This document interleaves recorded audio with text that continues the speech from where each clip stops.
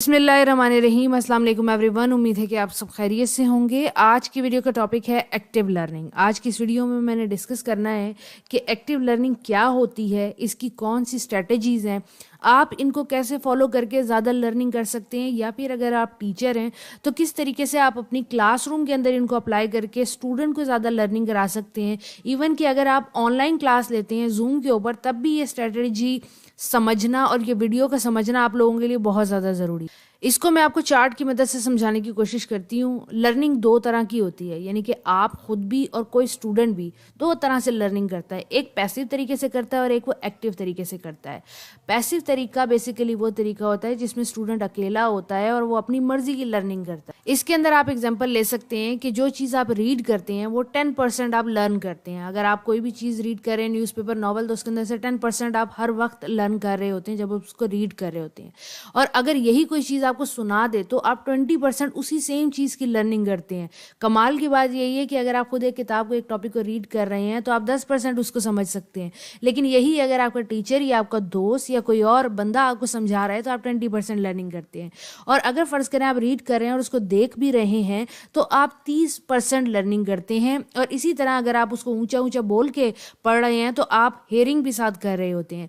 तो इस तरीके से कैलकुलेशन को डिवाइड किया जाता है। तो ये कहा जा सकता है कि 50% लर्निंग जब की जाती है जब हम किसी चीज़ को रीड करते हैं, उसको देख भी रहे होते हैं और उसको सुन भी रहे होते हैं, तो हम 50% वो टॉपिक बेसिकली कवर कर रहे होते हैं। एक्टिव लर्निंग आती है पैसिव लर्निंग के बाद, जब हम रीड कर लेते हैं, हेयर कर लेते हैं, सी कर लेते हैं, देख लेते हैं उसको, तो फिर बारी आती है उसको याद करके लिखने की, या बस उसको लिखने की, उसके पॉइंट्स लिखने की, उसकी बुलेट्स लिखने की, इंपॉर्टेंट बातों को अंडरलाइन करने की, राइटिंग में लेके आने की। और ये बेसिकली एक्टिव राइटिंग है। और ये 70 से लेकर यानी कि आगे फर्दर आपको 90% तक लर्निंग आती है। बेसिकली इसमें आप क्या कर रहे होते हैं, आप इसमें एनालाइज कर रहे होते हैं, डिफाइन कर रहे होते हैं, क्रिएट कर रहे होते हैं और इवेल्युएट कर रहे होते हैं। तो ये एक्टिव लर्निंग है। बेसिकली इसमें आप पार्टिसिपेट कर रहे होते हैं मोस्टली, तो ये एक्टिव लर्निंग कहलाती है। फॉर एग्जांपल, आप क्लास में लेक्चर लेते हैं तो टीचर उसको रीड कर रहा है, आप सुन रहे हैं बस, और आप देख भी नहीं रहे, व्हाइट बोर्ड को आप देख रहे हैं, तो ये पैसिव लर्निंग है। लेकिन जब टीचर आपसे कहता है कि जो मैंने आपको पॉइंट बताए हैं आप वो पॉइंट्स लिखने लग जाएं, उन पॉइंट्स को थोड़ा सा एक्सप्लेन करने लग जाएं, तो ये आपकी एक्टिव लर्निंग बेसिकली बन जाती है। पैसिव लर्निंग स्टार्ट के अंदर आती है और एक्टिव लर्निंग बाद के अंदर आती है। थोड़ा सा ये चार्ट ब्लर है, लेकिन मैं इससे समझाने की आपको कोशिश करती हूँ। जब आप एक्टिव लर्निंग कर रहे होते हैं, बेसिकली एक्टिव से मुराद ये है कि जो लर्न करना चाह रहा है उसका एक्टिव रोल है, जो लर्न करना चाह रहा है वो पार्टिसिपेट कर रहा है। और जब लर्न करने वाला बंदा पार्टिसिपेट करेगा, बेशक वो आप खुद हों या आपके स्टूडेंट हों, तो वो क्या करेंगे, इवैल्यूएशन का प्रोसेस करेंगे, सिंथेसिस, एनालिसिस, एप्लीकेशन, अंडरस्टैंडिंग और नॉलेज गेन करने का प्रोसेस करेंगे। जब वो ये प्रोसेस करेंगे तो उनको लर्निंग ज़्यादा होगी। बेसिकली एक्टिव लर्निंग और कुछ नहीं है, आपको आपका टॉपिक ज़्यादा अच्छे तरीके से याद कराने को एक्टिव लर्निंग कहते हैं।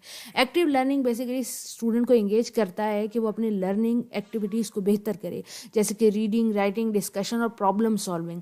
जितनी भी आप थ्योरी पढ़ते हैं, जो भी नोट्स याद करते हैं, वो आपको इसीलिए पढ़ाए जाते हैं ताकि आप प्रॉब्लम को सॉल्व कर सकें। जैसे कि एक टीचर आपको कहता है कि नॉवल पढ़ के आना, तो नॉवल पढ़ने का मकसद तो ये नहीं होता कि आप इंजॉय करें, मकसद ये होता है कि आप उसमें सेंट्रल थीम को फाइंड करें, मूड को फाइंड करें, टोन को करें, कैरेक्टर को डिटेल उनका स्केच डेवलप करें, उनको डिफरेंट लिटरेरी थ्योरी से कनेक्ट करें, टाइम पीरियड को ऑब्जर्व करें, उस पर एक्सप्लेनेशन दे सकें, उसका एनालिसिस कर सकें।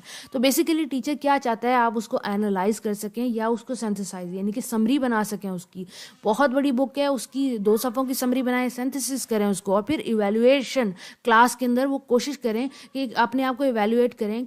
मोस्टली स्टूडेंट जब एक ही वर्क पे काम प्रोड्यूस करते हैं, जैसे कि नॉवल रीडिंग हो गई, पोइम रीडिंग हो गई, और फिर उसको क्लास में जब प्रेजेंट करते हैं तो वो बेसिकली प्रोसेस ऑफ इवैल्यूएशन होता है। ये एक्टिव जो हमारे पास एक्टिव लर्निंग की एक्टिविटीज़ होती हैं, टेक्निक्स होती हैं, स्ट्रेटेजीज़ होती हैं, ये आपको अपॉर्चुनिटी देती हैं कि बेसिकली आप क्या आउटपुट दे सकते हैं, मटेरियल आप क्या समझा सकते हैं किसी को, आप अपने अंदर क्या क्वालिटीज़ डेवलप कर सकते हैं, उसी टॉपिक से रिलेटेड इस चीज़ की अक्कासी करते हैं।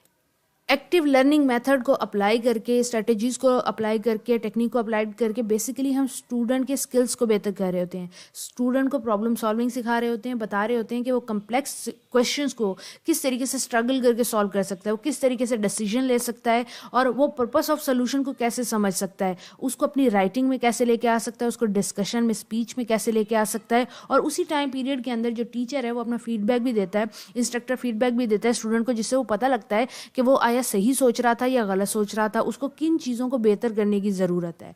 अब चलते हैं हम अपनी हम एक्टिविटीज़ की तरफ चलते हैं। एक्टिव लर्निंग स्ट्रेटजीज जो दुनिया में फॉलो की जाती हैं वो आपके सामने यहाँ पे लिखी हुई हैं। सबसे पहली एक्टिविटी क्या है कि क्वेश्चन एंड आंसरिंग की टेक्निक। जब भी क्लास में आपको याद होगा कि टीचर आते हैं ट्रेडिशनल अंदाज से, वो आते हैं क्लास में व्हाइट बोर्ड पे लिखना स्टार्ट करते हैं और अपना लेक्चर देते हैं और चले जाते हैं। ये ओल्ड टेक्निक्स थी, इसमें स्टूडेंट लर्निंग बहुत कम करता था। तो रिसर्च ने साबित किया कि किस तरीके की लर्निंग ज़्यादा बेहतर होगी। उन्होंने कहा कि जब टीचर इंगेज करेगा क्लास के साथ, टीचर आएगा क्लास में कोई एक्टिविटी स्टार्ट करवाएगा, स्टूडेंट को अपनी तरफ मुतवज्जा करेगा, उसके बाद वो थोड़ा सा लेक्चर देगा, फिर दोबारा वो एक्टिविटी कराएगा, फिर लेक्चर देगा, फिर एक्टिविटी कराएगा। तो इससे स्टूडेंट हर वक्त एंगेज रहेगा, उसका दिमाग हर वक्त चलता रहेगा और उसको लर्निंग सबसे ज़्यादा होगी। इसी का बेहतरीन तरीका है कि जब क्लास के अंदर टीचर जाए तो जो उसने टॉपिक पढ़ाना है वो उसके बारे में सवाल पूछने लगे, सवाल पूछे और स्टूडेंट से जवाब हासिल करने की कोशिश करे। जैसे कि मैंने ये टॉपिक पढ़ाना है कि एक्टिव लर्निंग क्या होती है, तो मैं क्लास में जाऊँ और क्लास में स्टूडेंट से पूछूँ कि आप मुझे बताएं कि लर्निंग क्या होती है या लर्निंग की स्ट्रेटेजीज क्या होती है, और आपको पता है कि एक्टिव और पैसिव लर्निंग क्या होती है। बेसिकली ये स्टूडेंट टीचर का काम है कि वो स्टूडेंट को एंगेज करे। तो क्वेश्चन आंसर की टेक्निक यही है कि टॉपिक से रिलेटेड सवाल पूछें और स्टूडेंट को बताने का मौका दें कि वो इस टॉपिक के बारे में क्या जानता है। इन क्लास डेमोन्स्ट्रेशन के बाद में चलेंगे 1 मिनट पेपर। जब आप लेक्चर दे लें, लेक्चर को आप समझा लें, उसके बाद उनसे कहें कि अब आपका 1 मिनट का टेस्ट है और आपने बस 5 ऐसे पॉइंट पेपर पर लिख के मेरे पास लेके आने हैं जो मैंने लेक्चर में आपको बताए हैं कि इंपॉर्टेंट है। स्टूडेंट खुद ही सोचेगा कि टीचर ने क्या क्या बातें कही थी, और अगर आपको टाइम हो तो आप उन्हें चेक करें और बताएं कि ये वाला पॉइंट मैंने नहीं बताया, ये आपने एक्स्ट्रा लिखा हुआ है। इसी तरह think pair share. Think pair share का मतलब है कि आपने टॉपिक दे दिया है स्टूडेंट को और उससे कहें कि आपका कोई भी दोस्त जो है ना, इससे इसी टॉपिक के बारे में डिस्कशन करें। जैसे 2 लोगों का क्लास में पेयर बना दिया जाए और कहे कि आप आपस में डिस्कशन करें कि ये टॉपिक क्या है, इसको समझने की कोशिश करें। आप लोगों के पास जो इन्फॉर्मेशन है वो एक दूसरे से शेयर करें। इसके अलावा आप शॉर्ट केस भी दे सकते हैं या सिनेरियो भी दे सकते हैं।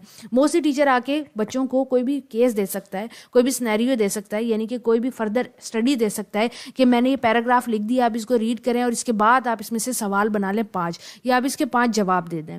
इसी तरह डिस्कशन बहुत पुरानी टेक्निक है कि स्टूडेंट्स को इंकरेज किया जाए कि वो आपस में डिस्कशन करें। डिस्कशन 2 लोगों के दरमियान में भी हो सकता है, 5 लोगों के दरमियान में भी हो सकता है। बेसिकली मकसद ये होता है कि नॉलेज जनरेट किया जाए स्पेसिफिक टॉपिक के बारे में। ब्रेनस्टॉर्मिंग ये होता है कि जब टीचर आता है क्लास के अंदर, वो आपसे एक टॉपिक लिखता है, आपको बताता है और फिर अगेन वो आपसे कहता है कि मैंने जो जो बातें की हैं वो आप खड़े होकर मुझे बताने लग जाएं कि आपने क्या मैंने बातें की थी। या इसके अलावा आपको सिर्फ टॉपिक दे दिया जाए, जैसे कि जनरल टॉपिक होते हैं। अब जनरल टॉपिक से मुराद ये है कि भाई लर्निंग क्या होती है, लर्निंग की डेफिनेशन किसी को आती है, तो अब ये स्टूडेंट को मौका दें, 2 मिनट छोड़ दें कि मेरे आपके पास 2 मिनट है, आप सोचें कि लर्निंग क्या होती है, एक्टिव क्या होती है और पैसिव क्या होती है। स्टूडेंट बहुत सी चीज़ें सोचेंगे और उम्मीद है कि वो डेफिनेशन तक पहुंच जाएंगे क्योंकि उन्होंने कहीं ना कहीं ये चीज़ें पढ़ी होती हैं। इसके बाद जब आप अपना टॉपिक पढ़ा लें तो स्टूडेंट से भी कह सकते हैं कि आप तैयार करके आइएगा, कल क्लास में आपने इसको प्रेजेंट करना है, या फिर आप सिर्फ टॉपिक भी दे सकते हैं कि कल आपने क्लास में इसको प्रेजेंट करना है।